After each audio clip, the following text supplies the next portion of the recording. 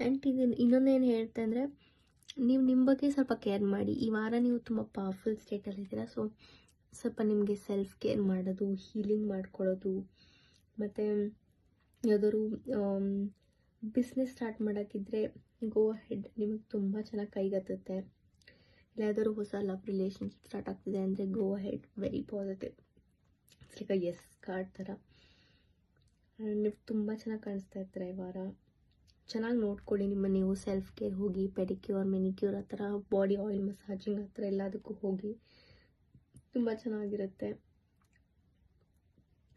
ತುಂಬ ಏನೋ ಒಂದು ಬ್ಲೆಸ್ಸಿಂಗ್ ಬರ್ತಾ ಇದೆ ಈ ವಾರ ನಿಮಗೆ definitely. It could be in the form of a new job, or ಏನಾದ್ರು ಒಂದು ಯಾರು ನಿಮಗೆ ಸರ್ಪ್ರೈಸ್ ಗಿಫ್ಟ್ ಕೊಡ್ತಾ ಇರ್ಬೋದು.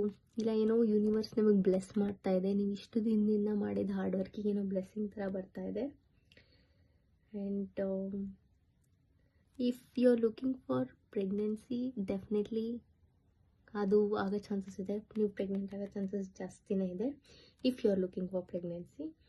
ಆಯಿತಾ? ತುಂಬ positive card. Very happy for you. Okay, see in the next video. ಎಲ್ಲರಿಗೂ ನಮಸ್ಕಾರ.